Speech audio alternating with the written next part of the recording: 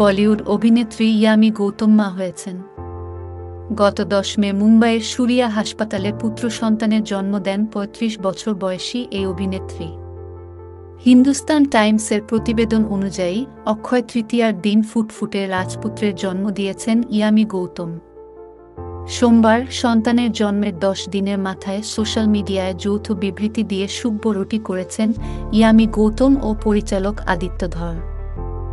সোমবার 20 মে আদিত্য ধর ইনস্টাগ্রাম পোস্টে পুত্র সন্তান আগমনের খবরটি জানান। এ তারকা দম্পতি পুত্রের নাম রেখেছেন বেদাবিদ।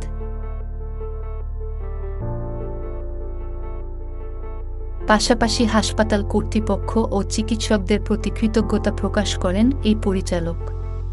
পরে ইয়ামি গৌতম পোস্টটি নিজের ইনস্টাগ্রাম অ্যাকাউন্টে শেয়ার করেন। উরি দ্য সার্জিক্যাল স্ট্রাইক সিনেমা পরিচালনা করেন আদিত্য ধর। এ সিনেমার সেটে ইয়ামি ও আদিত্য ধরের প্রেমের সম্পর্কের শুরু। তবে বিয়ের আগে একসঙ্গে জনসম্মুখে হাজির হননি তারা। 2021 সালের 4 জুন গোপনে বিয়ে করেন এই দম্পতি।